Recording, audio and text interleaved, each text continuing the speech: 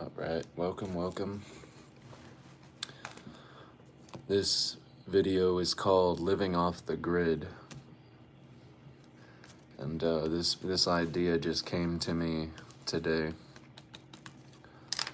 But many of us, especially in this time, are pursuing our idea of happiness, pursuing our idea of blissfulness. And many of us think that that begins with living off the grid. And so I just want to further dive into that topic. We must understand that we have a preconceived idea or notion or expectation of what each of these things are that we're attempting to catch, of what we're attempting to capture. In other words, we convince ourselves that we must do something essentially to achieve what already is.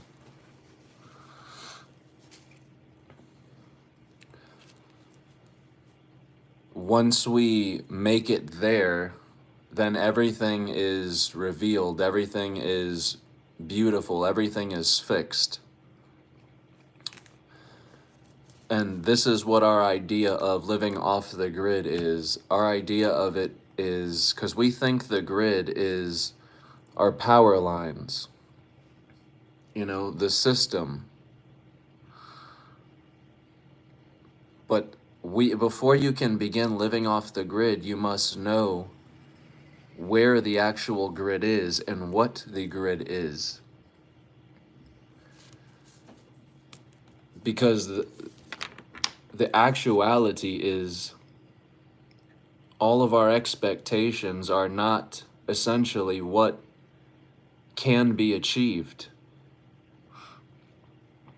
In experiencing death, you experience the expectation you have ending. You experience beyond your idea of what this something is. For some people, it's opening the third eye. For some people, it's connecting to God. For some people, there's many different pursuits that we're on, but essentially every one of them is a pursuit of happiness. We're telling ourselves essentially that if we can just get there, that everything is fixed, everything is done, we've made it there.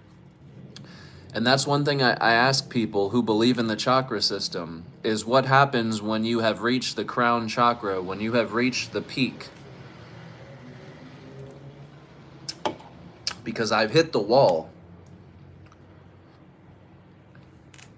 And all it does is bring you into a spiral of depression and sadness, because you have this expectation of, once I reach this crown chakra, or once I get there, once I, essentially do something,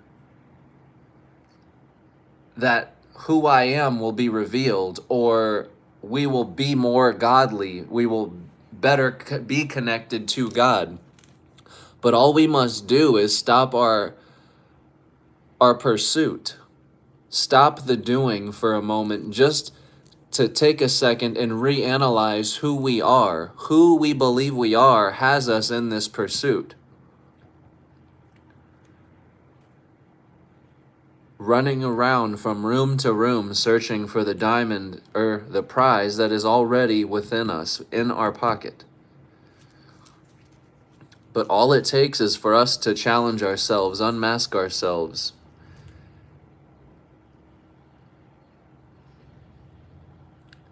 Essentially, we are all the same person. We are all the same person. There is no such thing as the individual. And that's something that's very difficult for many people to face, because the minute we start talking as singularity, as we're all one, as there is no individual, Tyler does not exist, there's only one collective here, there's only one presence here, there's only one awareness here, or consciousness, if you will. And the many names that we identify with through this consciousness is a singular presence, which is all of us. But we get so lost in the name, in the job, in the daily tasks that we forget that this is not what the purpose of this was. And that's why we constantly are stopping ourselves throughout our day and telling ourselves there has to be something more here than this, because we know in our hearts there is. Essentially, when you are led into a pursuit of happiness and you begin pursuing yourself, your own tail, you are led into two things: chaos and insanity.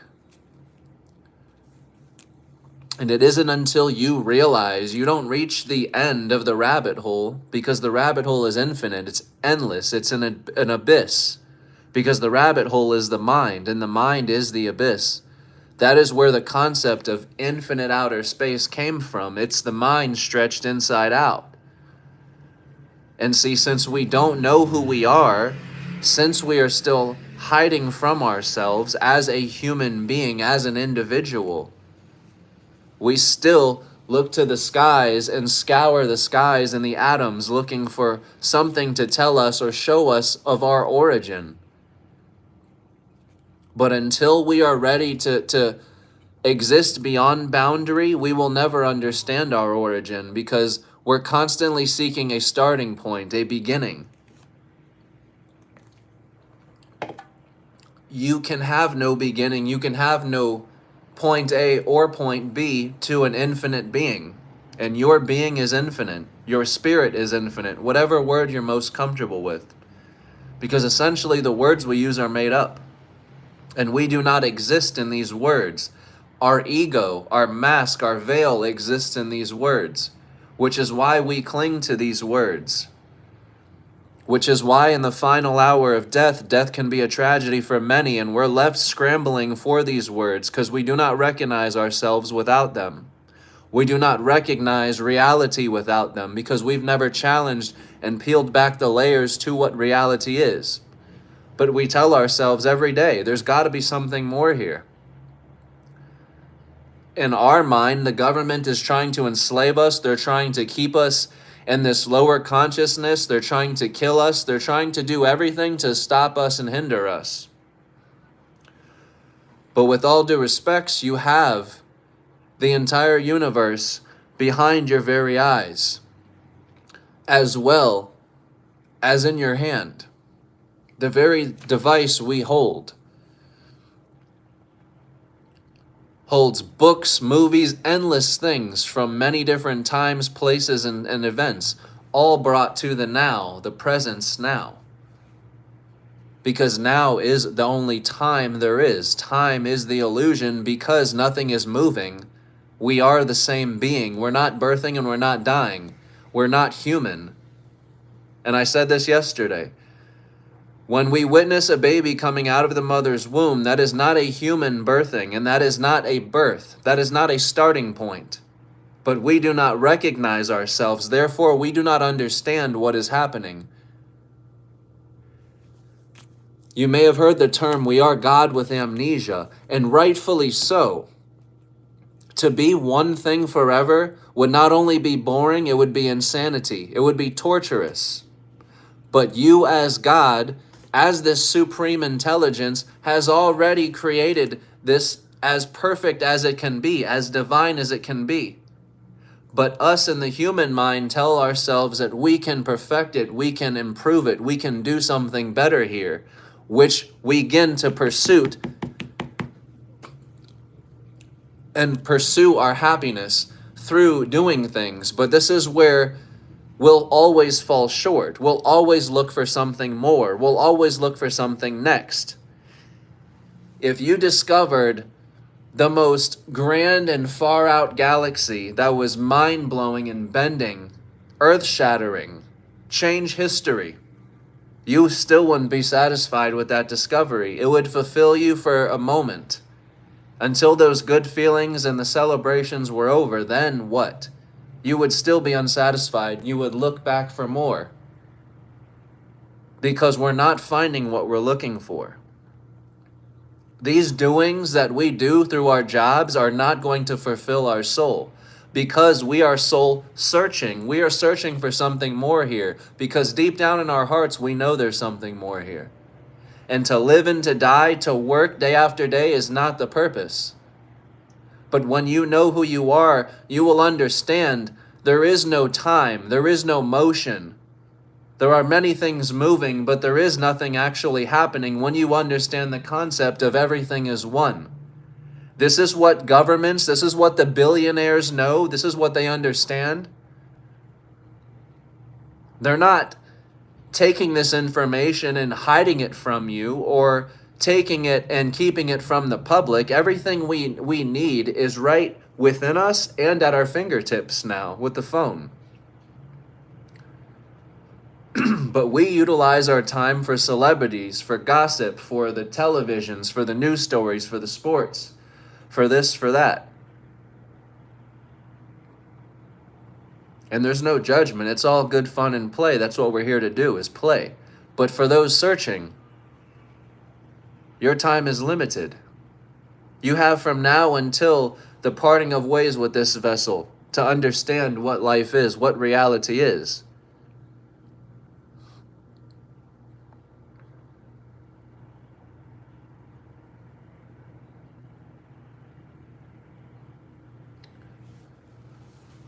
You've switched forms an infinite amount of times, but you'll only die once. The end is when you understand and reach the beginning and recognize it at last. Like I said, when you see the baby coming out of the womb, you recognize the beginning. That is not the beginning, that is the ending. You recognize yourself. Your last breath is only your first, and your first breath is only your last. They are synonymous with each other. Because you are not birthing and you are not dying, you are the very same person.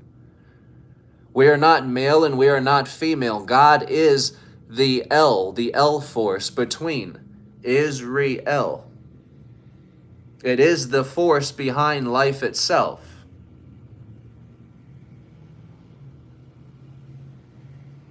Let us propose that today you have all superpowers.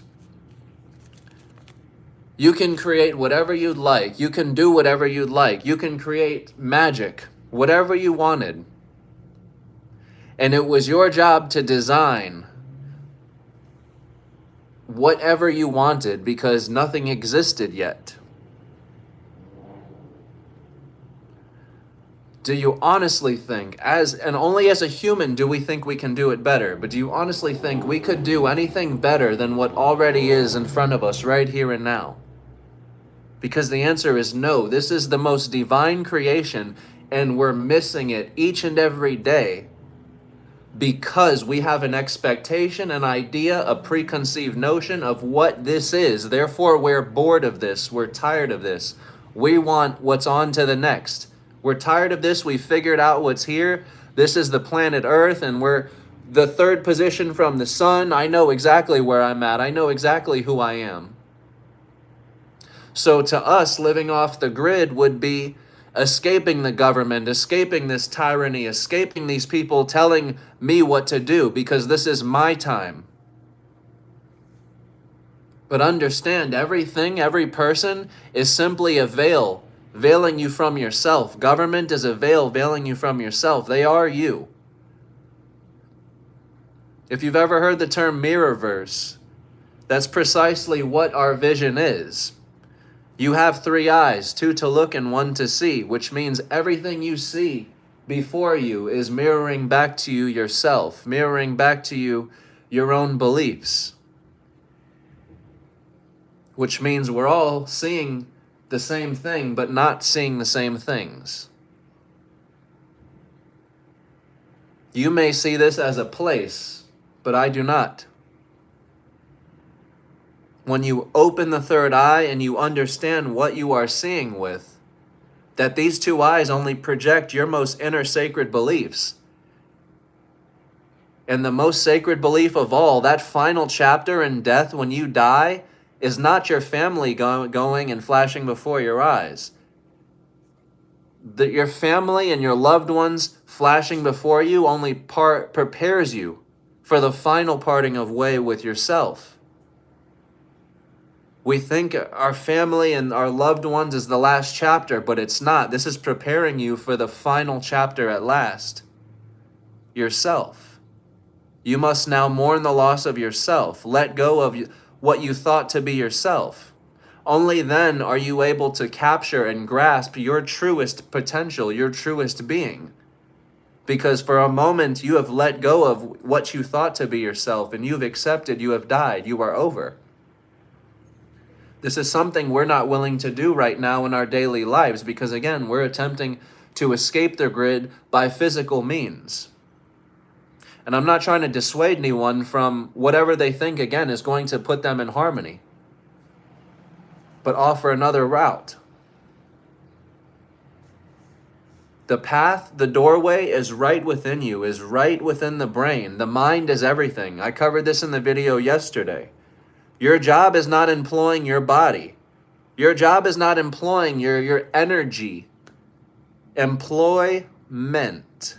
M-E-N-T. Ment means mind. They employ your mind. Government. They govern your mind. Everything points back to yourself, back to your mind. Everything is attempting to lead you back to yourself each and every day. But we fall for the illusions and veils put before us. Government, Satan, this, that. These are all mirrors projecting back to you who you believe you are. And if you believe you're a human existing on some earth in this position of space, because remember, space is infinite. We've just happened to tell ourselves we're in this position out of an infinite abyss. Nothing makes sense because it's not true. And deep down we know this. In our hearts. It is so much deeper than the shape of this earth, because it's not even about the shape. It's about where this earth that we think is outside of us actually is being housed. The external light that we have called the universe is simply mirroring back to you who you believe you are, which puts you in the where. That's where you are. But you are truly nowhere, because the mind is everything. Everything is a mental construct. Atomic matter is 99.99% empty space. And when I say nowhere, I don't mean nowhere as in you're floating and you're not here. Obviously, you're here. But there is no word. You're nowhere. There's no words to put to a mental construct. You're nowhere because we have no position in space. We are the infinite point. This is why the Freemasons worship a singular eye. The singular eye is the point. The Hindus worship a singular dot. The dot is source to all things, because the dot is the mind. The dot is God. The dot is everything. Everything that we project from our mind comes from our beliefs.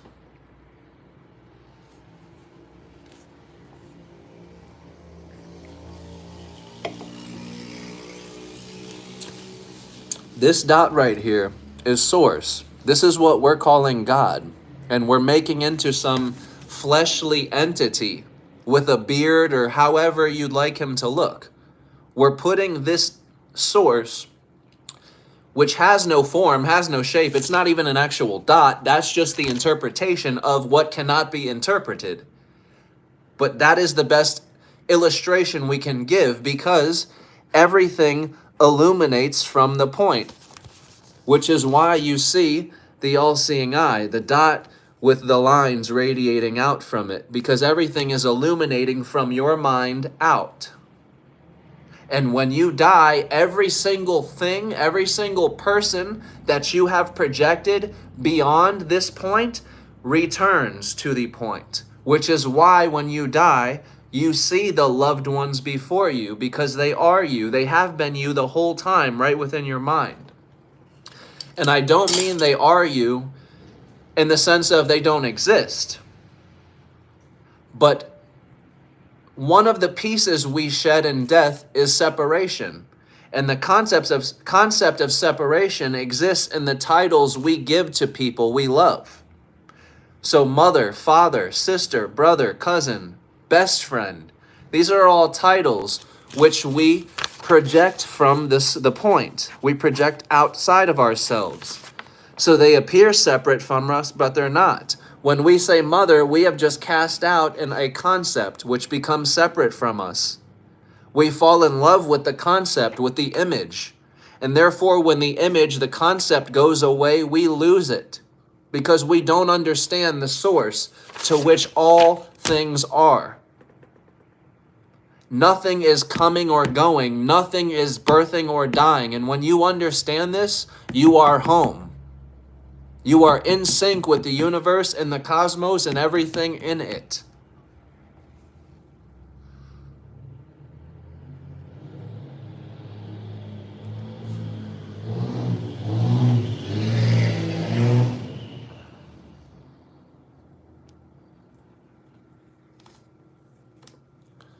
How do I know these psychedelic experiences of oneness source aren't just mere illusions? I can only speak from my experience personally, but I know to my core this is true because I fully died.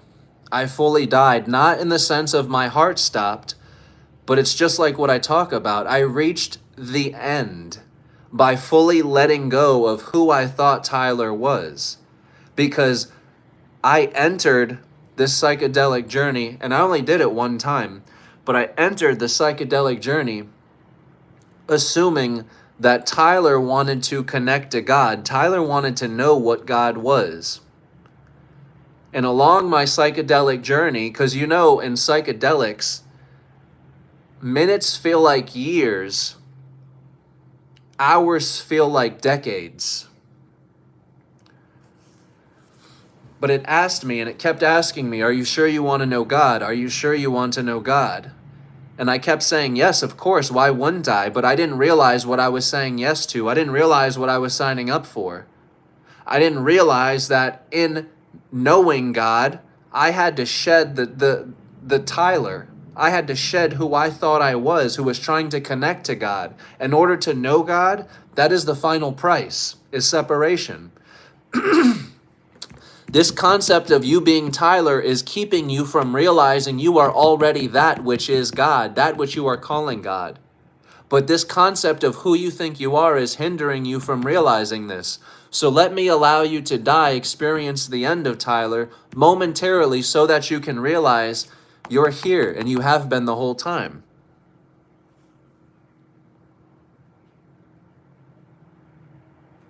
And I know this to be true, again, because...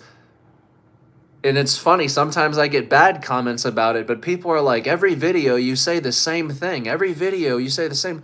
And it's like, it's true, because this message cannot change. It does not matter what comes or goes, what happens. It doesn't matter what chaos ensues. It does not matter. COVID can happen.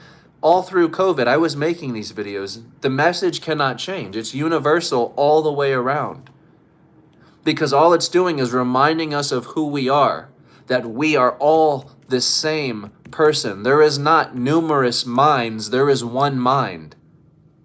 There is one consciousness. There is not numerous people. There is one being here. And it's you. But the price to be paid to realize this and experience this from within yourself is the idea of who you think you are. And it's terrifying. Naturally so. It's going to shake you to your core because it's going to challenge everything you know to be true.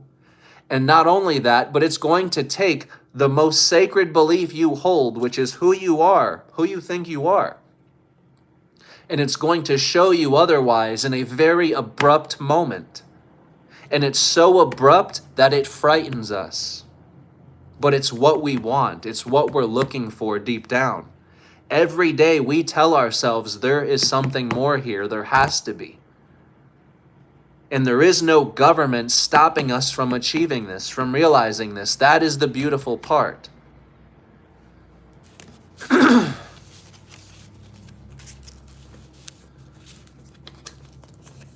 But I'm gonna I'm gonna get back to the topic, living off the grid.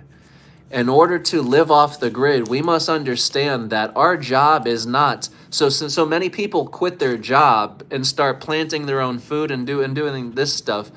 I'm not discouraging it once again, but this is not going to allow you to reach the sovereignty or the godliness that you already hold within yourself. And here's the thing. Sovereignty is already yours, which means governments can come or fall, come or go, it doesn't matter.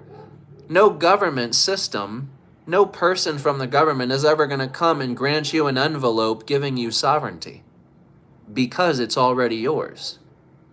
We don't need permission for this. We don't need to wait for the governments to fall. We don't need to wait for these people who have been doing corrupt things in the government to be exposed. They will not show us who we are. They will only distract and prolong us.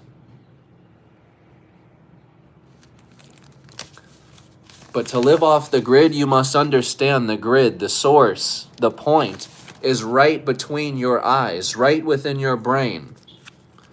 But as above, so below. We have two identities. Forgive my ugly, uneven circle, okay? We're going to pretend that's a perfect circle. Beautiful. We instantaneously exist just by falling for the illusion of us birthing and beginning, because that's what birthing is. It's a beginning.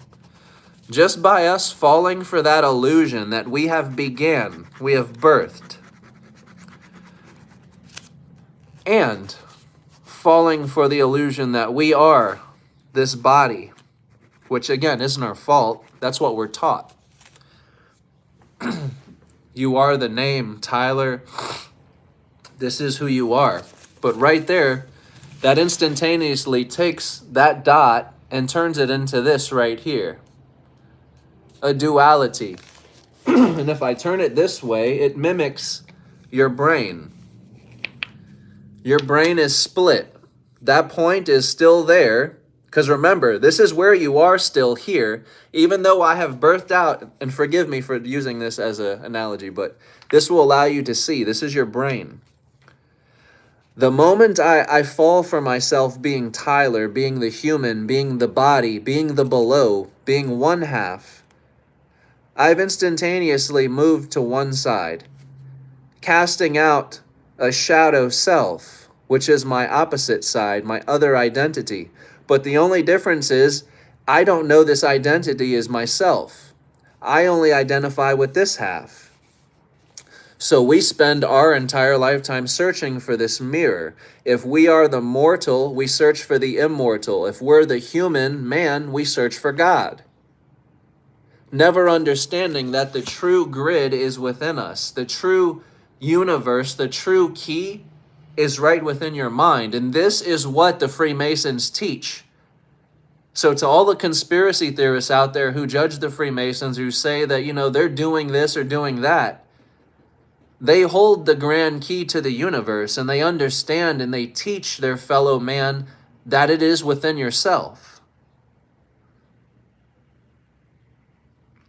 The only reason the Freemasons turned into a secret society is because when they tried going public with this information and sharing it, they were laughed at and ridiculed and rejected and mocked. The same way a lot of truth speakers are today. They're ridiculed and mocked. So eventually you become a conspiracy theorist. In the same way they have become a secret society. But they hold the keys to the universe. They understand that they are right within mankind. They understand that revolutions take place within the brain.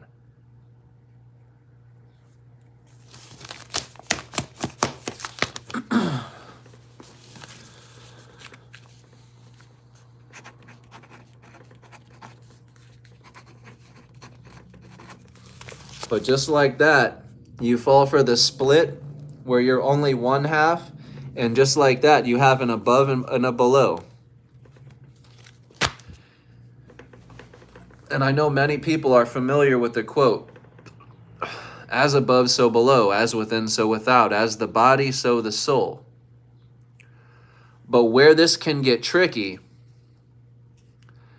is we interpret this as two separate functions, two separate things. Which is why when we say mind and body, we use the word and to specify that these are two different functions, mind and body. But the Buddha, when he spoke at his lectures, when he spoke before people, when he used the reference mind and body, he did not use the and between both words. He said the word mind-body because he directly proved that they were one function.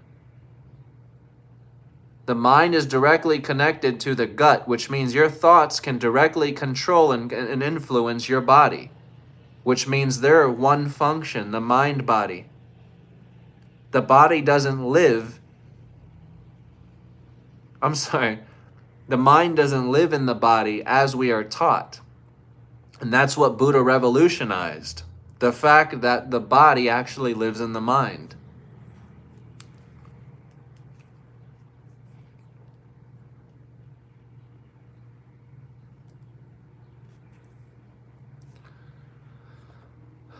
I may be getting a visitor shortly, so I might have to end the live, but I'll try and come back on today if I'm cut short. But again, instantaneously, we create this duality within our brain. And you can think of it as a tree. One branch grows into one idea, and that one idea will stem 5 questions. And that's what's happened to us as the human race. We're chasing our tails into the abyss of outer space for no reason. The oldest star is 13 billion years old, which is the Big Bang. That is the original starting point to the universe. But just when we think we found it, news article, they found an older star, 14 billion light years old.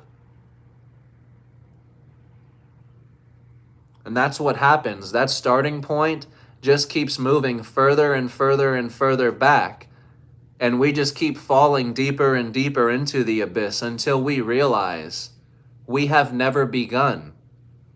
Therefore, we can never end.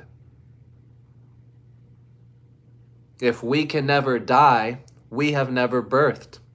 And if we have never birthed, we can never die.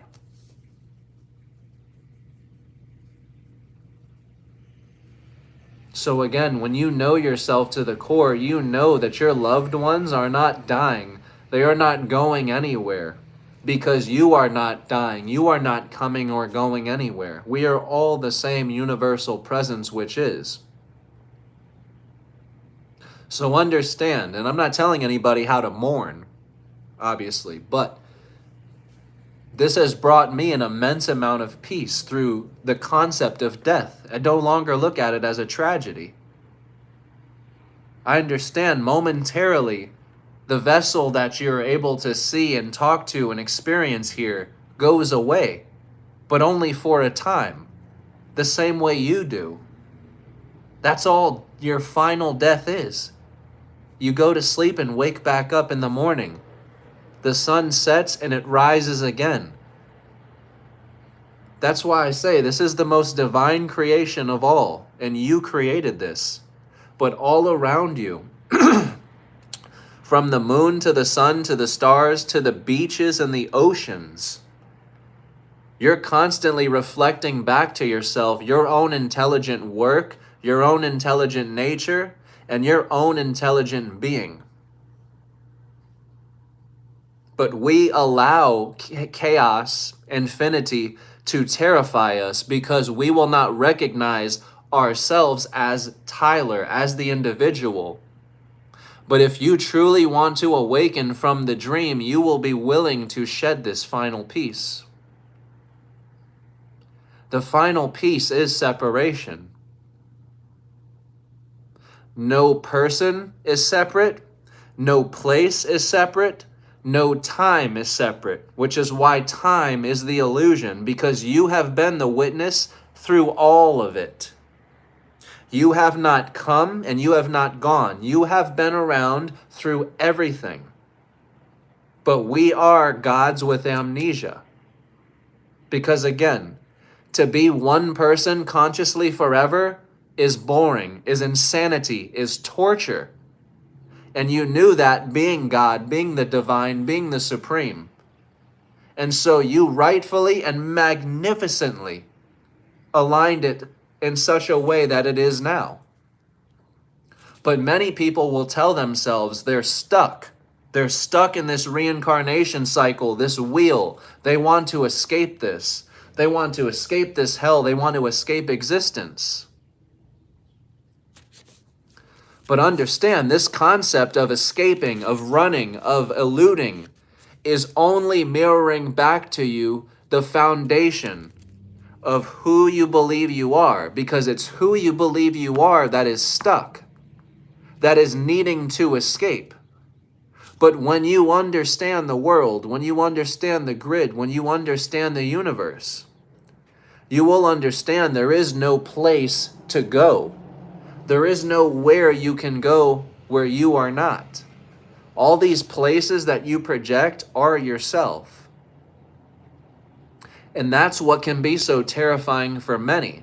I struggled with it during my journey for some time, is the fact that you can't run from yourself. You can't hide from yourself. You can't elude the mind. The mind can torture you if you allow it. But that's where you must get to the fundamental, get to the base of who you are. Do not make it your journey to fix the world or anything in it before uncovering the light of who you are. Because in uncovering the light of who you are, it will fix every other problem you are trying to solve. It will fix the pursuit to your happiness that you're trying to run for and capture. See, so many of us are after something. We're after a result. We're after a produced result from a doing. And that's what Buddha's exact instruction was to stop the doing. Because essentially you are not this person in this body that is doing. And if you identify with this doer who is doing all these things to achieve happiness, you are bound by misery, you're bound by suffering. Because the doing will not fulfill your spirit, will not fulfill your soul. You are looking for that final doing, or that final moment where you realize that the final doing has been done by you. And what I mean by that is uncovering the light to who you are will reveal to you that you have been behind everything this entire time. And it's not the you as the mirror image, as the name, as anything you can describe. It's the universal you which simply is and cannot be put into words. That is the source to all word, is the source to all sound, is the source to all senses. I apologize. The neighbor has a dog next door. They keep him in that cage so much. I hate it.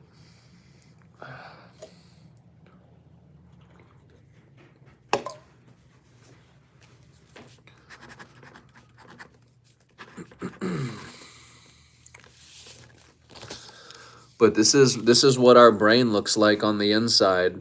As above, so below. If we're man, then God's the other side. God is the shadow. But we tell ourselves we're only one half and not the other, not realizing that this concept of God, the concept, the word, the name, the picture you get in your mind is coming from a source. And where that source is,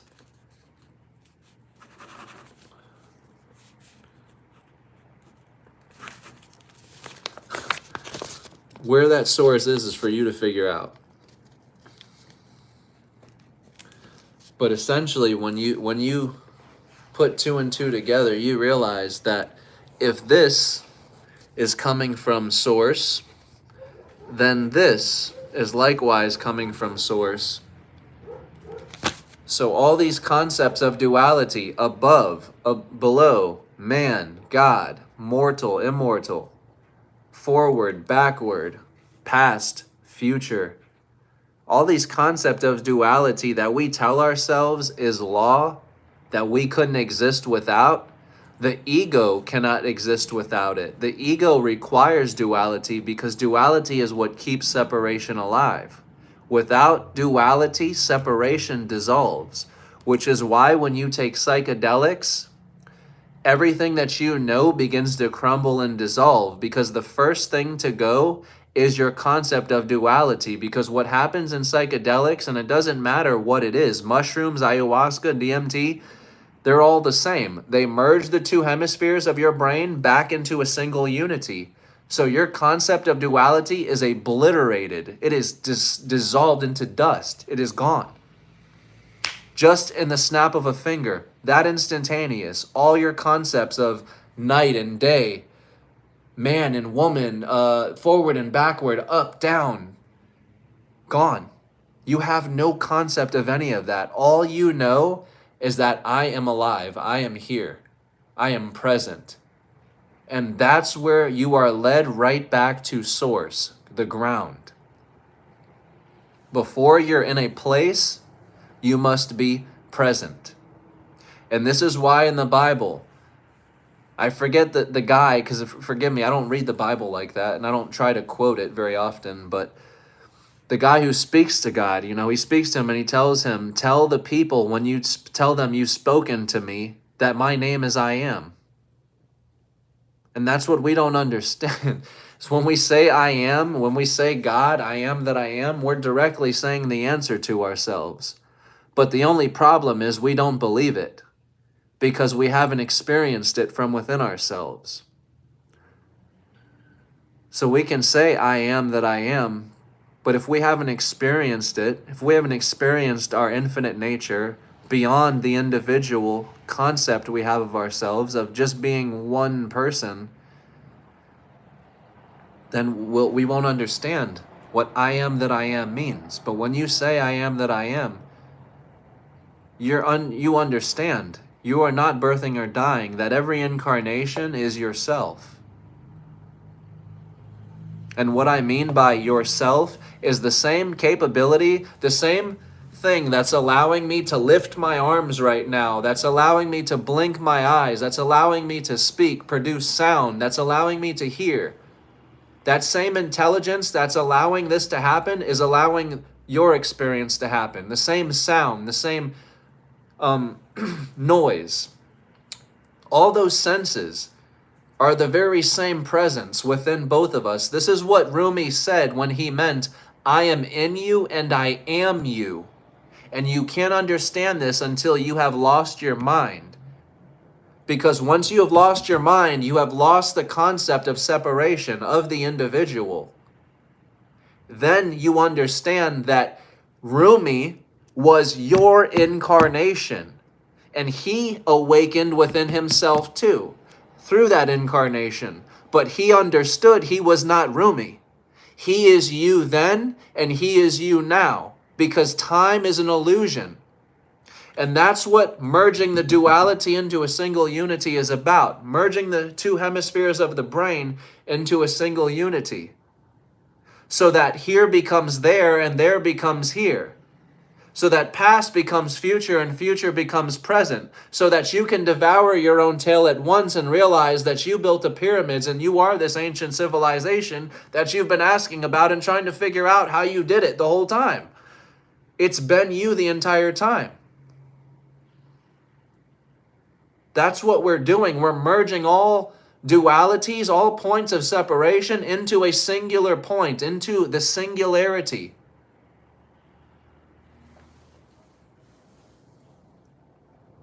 Many people hear the quote, now is the only time there is. Now is all there is. Eckhart Tolle has a book, The Power of Now, teaching you how when you get in sync with the now, that life just transforms for you. Everything begins to transform for you. Everything happens for you because you instantaneously are able to flow like water. No resistance, because you understand that you wrote this book. That's what being in the now is about, not being in the past and not being in the future, because you understand you are all of them. You are every person. You are every place.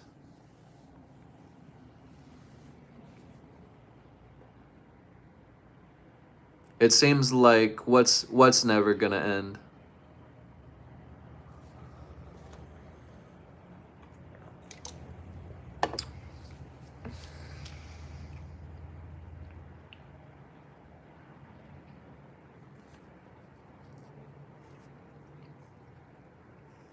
And I've said too, everything that has happened from 2019 onward has been a complete blessing and an opportunity to allow us to begin to evolve and catch up to who we truly are.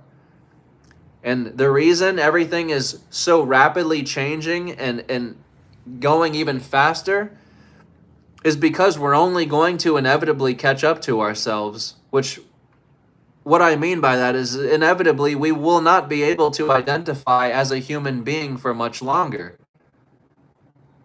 The human race doesn't end. Like I said, there is no such thing as an ending to an infinite being, and we are that infinite being. We aren't human. And if we aren't human, there is no machine. What we're calling the machine is ourselves, but we do not recognize the end, remember, because we don't recognize the beginning. They're one and the same. But that's what artificial intelligence is going to do, is show us who we truly are by reminding us who we are not. But it's going to show us our capabilities. We're reaching the point that we have all of these advanced, lost civilizations technologies. We're able to reproduce everything they did. The governments won't disclose this to you, but they're able to do everything they once did. We just haven't declassified it. But they're light years ahead of us. They know the ending. They have no gracious way to tell people. So how do they do this? Through COVID, through pandemics, through tragedies, through things that help us rapidly evolve into the next phase of who we are. Imagine if it was your job to see the end of the movie and then disclose it to the people in a gracious way to where they won't panic. Because again, the hardest part is letting go. So many people are ready to fight and die defending not only their loved ones, but who they believe they are. And that's where psychedelics is a beautiful assistance tool, because it suspends your senses momentarily and allows you to experience death momentarily, just to get you out of your way for a second, so you can put aside the fighting and resistance just for a second and see what is beyond this notion you hold to be yourself. Because the ironic part is, who you're fighting to preserve does not exist. By me trying to fight to preserve this idea of me being Tyler is pointless. Obviously, it's good intentions. I want to live longer. But when you know who you are, you understand you've already written the book. Everything is exactly as it's meant to be. We have no control. And that's the gracious reminder. We have no control as the human, as what we think ourselves to be. Control has been conceived or created through our idea of being human, of being who we think we are. But the ultimate control is no control at all. That's why Neo let go and let Mr. Smith take over his body in the final scene. The ultimate control is surrenderance. You understand precisely who you are.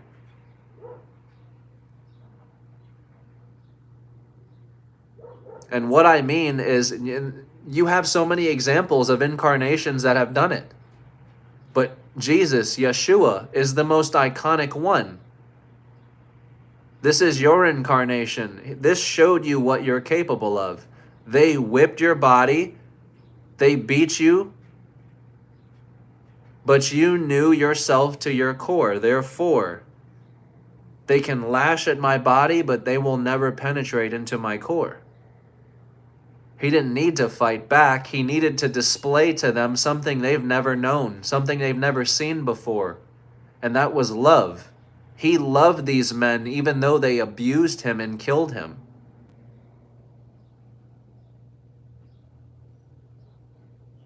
The world had not seen that display of love before that incarnation of yourself.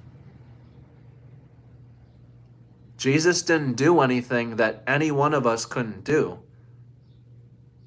But with that incarnation, we displayed something the world has never seen. The world was not ready for that.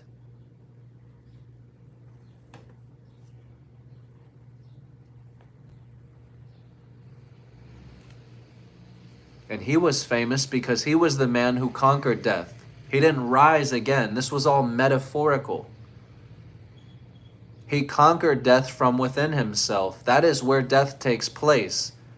In the mind is where everything takes place. That is where man becomes immortal. That is where Enoch became Metatron.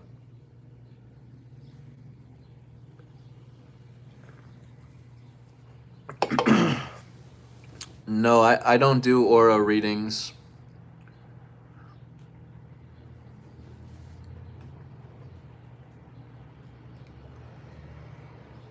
My only purpose, my only advice is self-inquiry, to further examine into who you are. I don't offer people practices, people instructions. I don't advise them anything to do other than to stop doing in the immediate moment that they're in the pursuit. Wait no longer. In this very abrupt moment, stop and re-examine who you are. And what I mean by re-examine who you are is every time you speak and use the word I, pay close attention and turn the camera lens on this I. When you say, I still don't understand, or I don't get it, or I have a question, I am afraid, I want this, I want to open my third eye, I want to achieve this. That I is what is speaking for us. That I is who we assume ourselves to be. And very few of us have gone back and re-examined.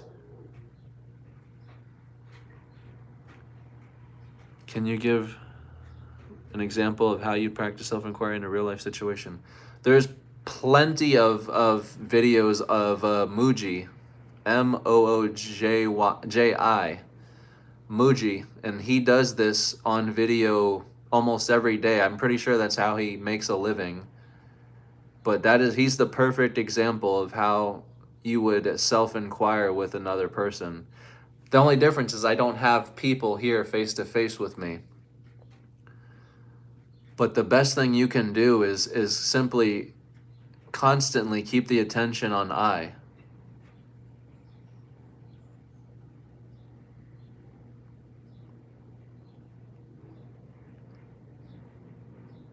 Because the answer that we're seeking is so simple that the I that's speaking is trying to complicate it, is trying to complex it. And that's why we say, I don't get it, I don't understand. Like, it can't be that simple, but it is. All we must do is do nothing and stop and inquire into who this I is that speaks for us. Ask yourself, who is this I? Is this Tyler, the name? Who is Tyler? Berate yourself with questions. Challenge what you know to be true, because that is what death is going to do in a very abrupt moment. But with a spiritual death, the choice is yours. The timing is yours. It will still be abrupt, but it's more convenient. It's like Eckhart Tolle says, to die before physical death so that you can see there is no death. Nothing is going. Then when it is your time to die, you go into a peaceful sleep in the very same way Osho did. Osho did not change his message, did not backtrack. He went into his sleep and never woke up. And he lived his message each and every day. Because when you face death, you understand that literally nothing is going. You understand the universal presence, which is all, which is everything. And just to say all, everything, means nothing if you have yet to experience being dissolved by everything. And how that happens, again, is you inquire further into that I through inquiry. And inevitably, everything that you know to be yourself dissolves. Because these are just concepts created by thoughts, held together by belief. And why do we believe in them? Why do we believe in ourselves as these thoughts? Because we don't know ourselves. And that is why we safeguard who we believe we are each and every day. We defend the ego. And that's what he says in the Matrix. Most of these people are so hopelessly dependent on the system, the physical system, that they fight to defend it. But they do not understand that the system, the true system, is not financial. It's not your governing system. It's the system which brings to life the entire universe.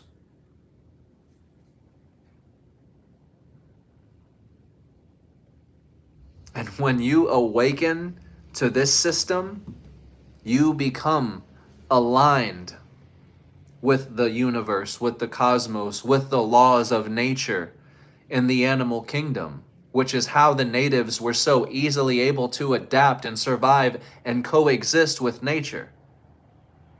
They did what they had to do to survive, but they did not kill things for fun. They did not torture things for fun. They were very in tune, very spiritual, very sacred beings. Because they understood that the earth was a living presence. And what as above, so below means is that the very same beingness that is this is also in the very ground that touch your feet. You cannot have one without the other. You remove the ground and you remove the body. You remove the body and you remove the ground. And I'm speaking for yourself. Because the two are one and the same. Everything always goes back to the mind.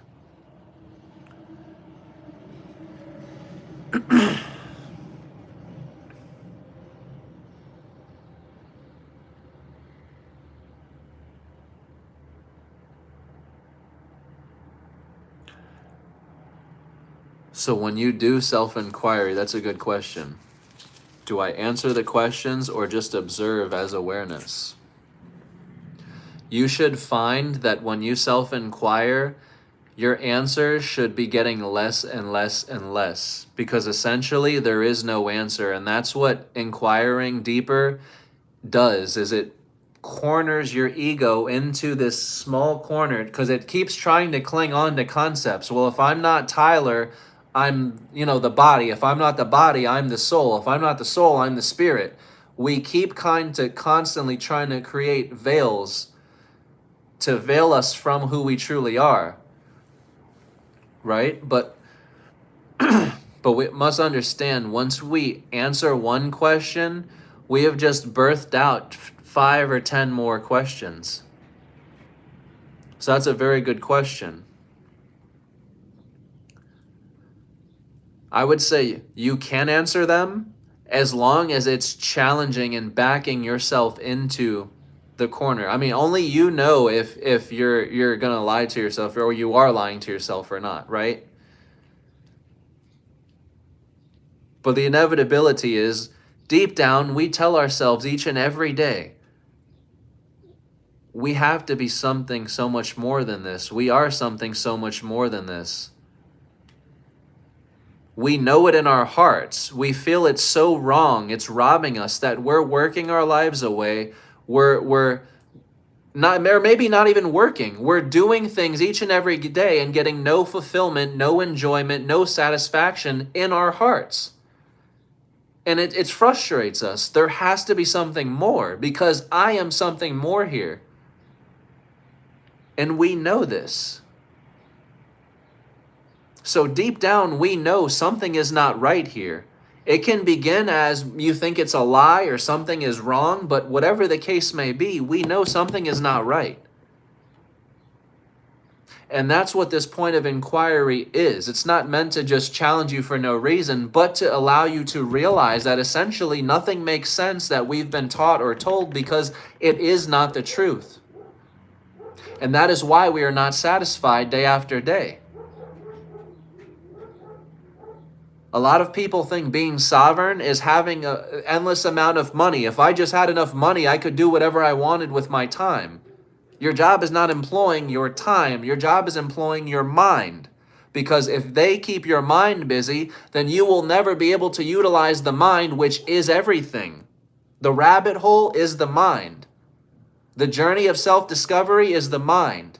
Everything that we do involving spirituality is the mind itself. Employing you is employing your mind. They're distracting the mind. It's not about finances and it's not about energy. Oh, they're using you for your energy, or they're like the Matrix. They're trying to get your energy or harvest this. They're distracting your mind, keeping you from yourself. When you go to sleep at night, your thought is about work or, oh, I got to do this in the morning or I got to, but deep down, we're not satisfied.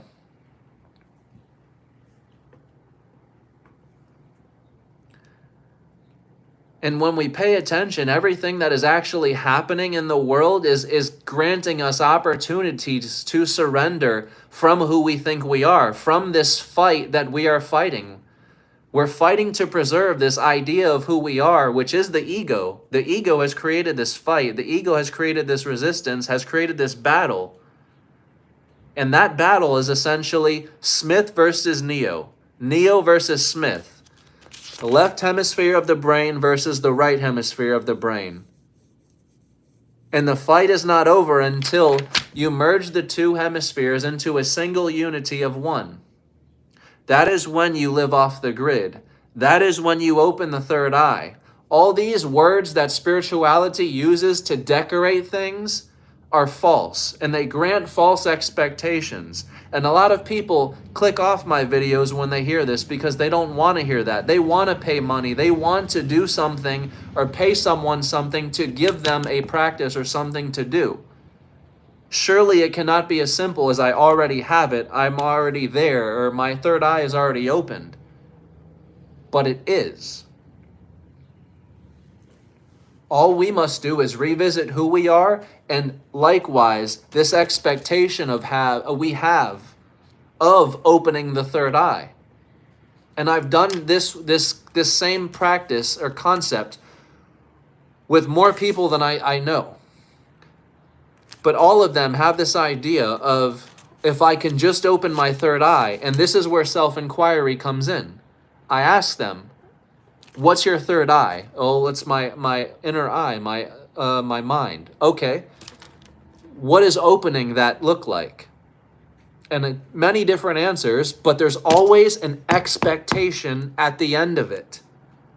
If I can just do this, if I can just do this enough, then my third eye is open. Then miraculously, something happens. Something that wasn't already happening before.